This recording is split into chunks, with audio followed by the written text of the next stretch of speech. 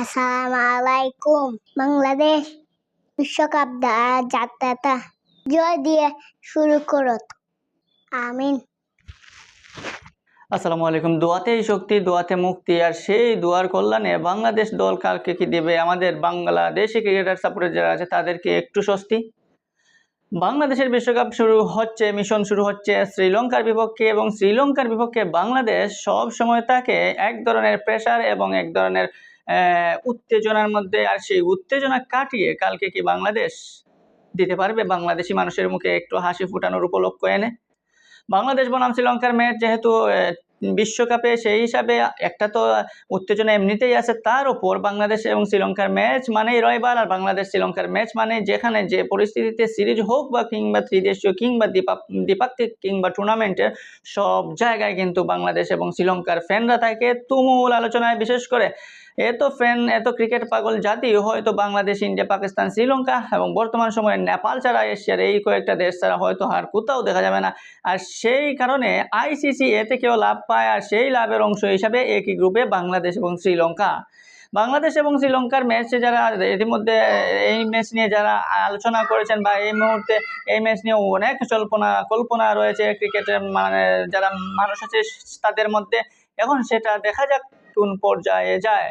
বাংলাদেশ এবং শ্রীলঙ্কার ম্যাচ নিয়ে যদি আলোচনা করি, এই ম্যাচের মধ্যে অটোমেটিকলি শ্রীলঙ্কা কিছুটা প্রেসারে রয়েছে, কারণ যেহেতু তারা ফার্স্ট ম্যাচ খেলে ফেলেছে এবং ফার্স্ট ম্যাচে সাউথ আফ্রিকার সাথে খুব বাজেভাবে ধরা খেয়েছে, আর সেই ধরা থেকে এখন কামব্যাক করার সুযোগ শ্রীলঙ্কার।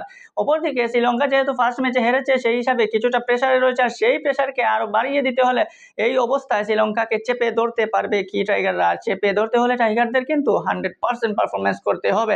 আমরা দেখতে পারতেছি এই বিশ্বকাপে নতুন উদীয়মান যে দলগুলো রয়েছে সেই দলগুলো কেমন পারফরমেন্স করছে, আর সেই আলোকে যদি পারফরমেন্স করতে পারে বাংলাদেশ, তবে হয়তো ভালো কোনো অবস্থায় থাকবে বাংলাদেশ দিন শেষে।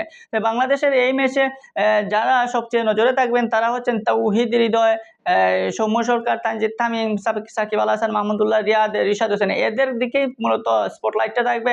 আর বোলিং আক্রমণে মুস্তাফিজ তাসকিনকে তো আরও সুচালু, আরও ধারালো হতে হবে, নতুবা উপায় নেই, যেহেতু শরীফুল ইসলাম মিস করতে যাচ্ছেন প্রথম ম্যাচ।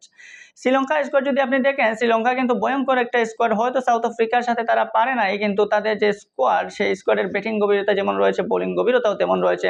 পেস অ্যাটাকে মাতেশ পাতিরানার সাথে নুয়ান তুষারা কিংবা দুষ্মন্ত চামিরাও দলে ঢুকতে পারেন, বা মাধুশঙ্কা সানাকাও দলে ঢুকতে পারেন, কিন্তু এই ওয়ার্ল্ড ক্লাস বোলার এরা কিন্তু রিসেন্টলি আইপিএলও খেলে এসেছে। সেই হিসাবে তাদের টি-20 খেলার অভিজ্ঞতা এবং টি-20-র আলোকে বোল করার মতো ক্যাপাসিটি বা ওরা কিন্তু ক্যাপাবলও। সেই হিসাবে বাংলাদেশের কিন্তু কঠিন একটা যুদ্ধ হতে যাচ্ছে সামনের ম্যাচে। তাই আমরা আশা করব শ্রীলঙ্কা বনাম বাংলাদেশের ম্যাচ নিয়ে এত উত্তেজনার মধ্যে দিন শেষে এনজয়েবল খেলাটা বাংলাদেশের ক্রিকেট প্রেমী বা বিশ্ব যারা ক্রিকেট প্রেমী রয়েছে সবাই কিন্তু উপভোগ করবে। এই বাংলাদেশ ক্রিকেট নিয়ে যারা বলছেন এত দিন থেকে অনেক ট্রোল করেছেন, মায়ের দোয়া ক্রিকেট যারা বানিয়ে ফেলেছিলেন, সেই মায়ের দোয়া ক্রিকেটটাকে যদি এখন সুন্দরভাবে খেলা দিতে পারে এবং ক্রিকেট ফ্যান ফলোয়ারদের মনে একটু হাসি এনে দিতে পারে, তবে সেটাই হবে বেটার অপশন এই শান্ত বাহিনীর। তবে সেখানে নেতৃত্ব দিতে হবে শান্তকে সামনে থেকে, যেহেতু ক্যাপ্টেন, সুতরাং তার ফর্মে ফেরাটা খুবই জরুরি। বাংলাদেশের রিসেন্ট পারফরমেন্স যদি আপনি দেখেন, সেই রিসেন্ট পারফরমেন্সের আলোকে বাংলাদেশের ভরসা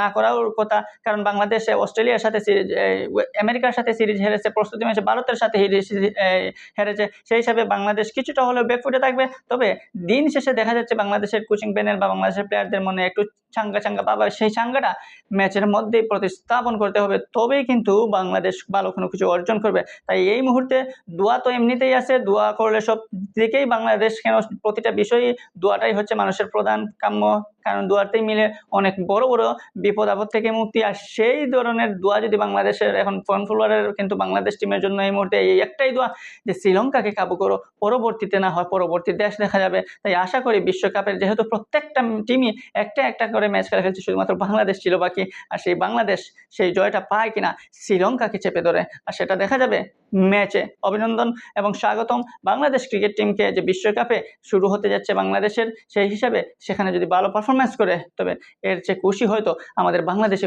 ফ্যান ফলোয়ার ছাড়া আর কেউ হবে না।